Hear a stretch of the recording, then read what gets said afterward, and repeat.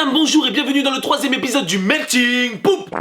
Putain, tu parles tellement, mais tellement vite. Des fois, j'arrive limite à pas que tu te suives. MDR. Ok, donc maintenant, je parlerai plus lentement. Et on est parti pour le premier...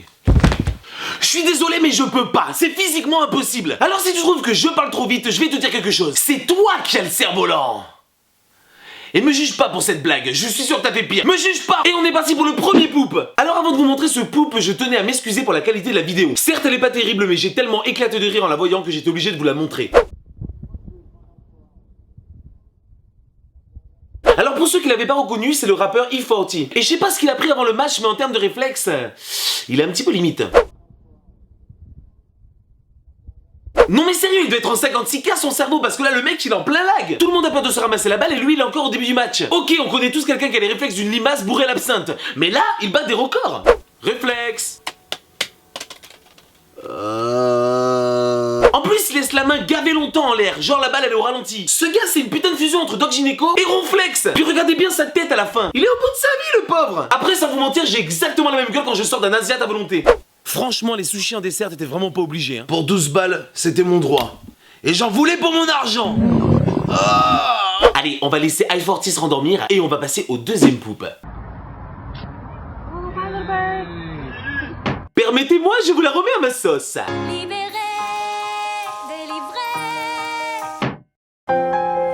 Ok, j'avoue, ça se fait pas de se moquer de lui, ça se trouve, il s'est fait vraiment mal. Mais mettez-vous 2 secondes à la place du mec qui libère l'oiseau. Imaginez, il a recueilli depuis tout petit. Il a nourri, élevé, chéri, choyé, même après à voler tout ça pour...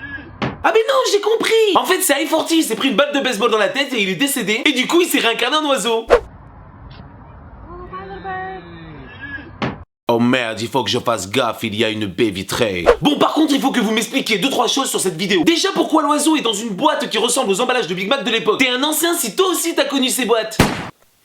Avouez que ça fait du bien. Deuxième chose, expliquez-moi pourquoi cette nana filme une boîte d'emballage vide. Regardez bien, tout le monde observe l'oiseau en train de s'envoler et elle, c'est la seule à continuer à filmer l'emballage. Ça se trouve, elle est complètement déçue. Elle attendait avec espoir qu'un kebab ou autre chose à manger sorte de la boîte un jour. La légende dit qu'elle attend encore.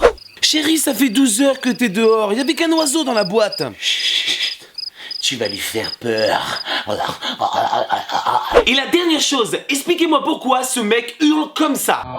Je suis d'accord que c'est triste de voir un volatile se prendre en pleine face un mur, mais de là à hurler comme un taré. Heureusement que l'oiseau n'a pas explosé en plein vol, le mec il nous aurait fait un arrêt cardiaque. Après moi perso, je connaîtrais un mec qui hurle pour un truc aussi bidon, je m'amuserais tous les jours. Et gros, il y a plus d'essence dans la voiture. J'ai taxé ta casquette aussi. Et il y a plus de jus d'orange. Et dernière chose. Troisième poop. Excusez-moi de vous interrompre, mais vous comprenez ce qu'il raconte? Franchement, dites-moi dans les commentaires si vous comprenez ce qu'il dit, parce que moi perso, je ne comprends pas. Sur ce, je vous laisse regarder la suite.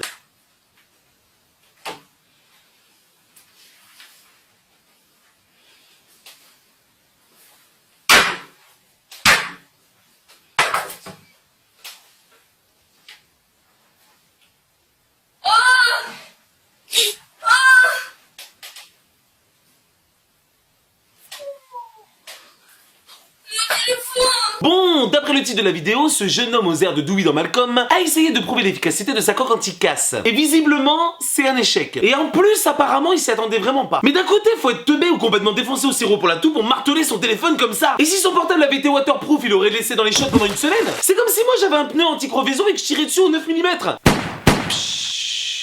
Oh non!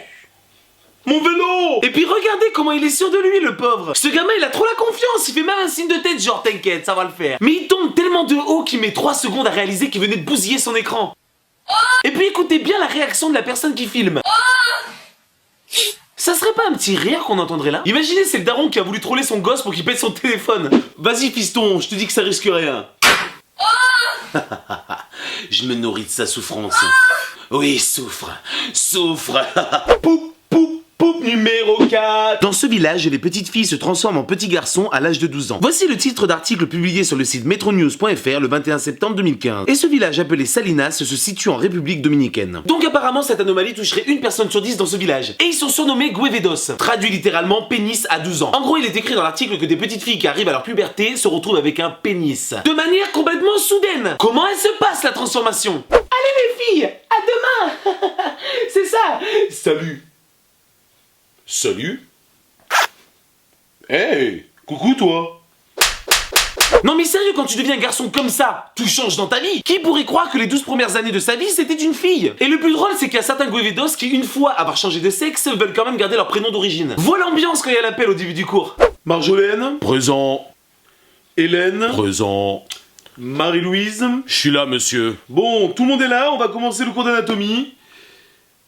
D'accord, on va oublier le cours d'anatomie, on va plutôt disséquer un oiseau, j'en ai vu un se vautrer sur la vie tout à l'heure. Enfin bref, heureusement que ça arrive à 12 ans et pas plus tard. Parce que imagine, tu te poses avec une meuf, tu décides de te marier avec elle, et c'est seulement à ta lune de miel que tu te rends compte d'un petit truc en trop. Ce soir, chérie, on va le faire pour la première fois en tant que femme et mari. Oh! C'est quoi ça? Mais pourquoi il me regarde avec son œil de Sauron? C'était pas dans le contrat! Range ça! Sur la vie de ma mère, range ça ou je vais tirer! Oh, ça fait peur, hein? Allez, poupe du poupère! Et on remercie Dylan pour son poupe qui nous rappelle à quel point la gymnastique peut être très dangereuse. Grand écart. Sarah, dépêche-toi, je suis bloquée, Sarah, maman, Sarah, dépêche-toi là. Alors avant de commencer, il faut que je vous avoue quelque chose. J'ai complètement hurlé de rire la première fois que j'ai vu cette vidéo. Apparemment, cette demoiselle voulait nous montrer ses prouesses au grand écart, et ça s'est relativement mal passé. Alors je sais pas, mais quand tu commences ton mouvement en faisant des bruits chelous... Bah c'est comme quand t'as la gastro. T'évites de forcer. Cette blague a été approuvée par les crados de France. Et puis je sais pas qui c'est cette pauvre Sarah, mais elle a dû paniquer en vrai. Sarah, dépêche-toi là.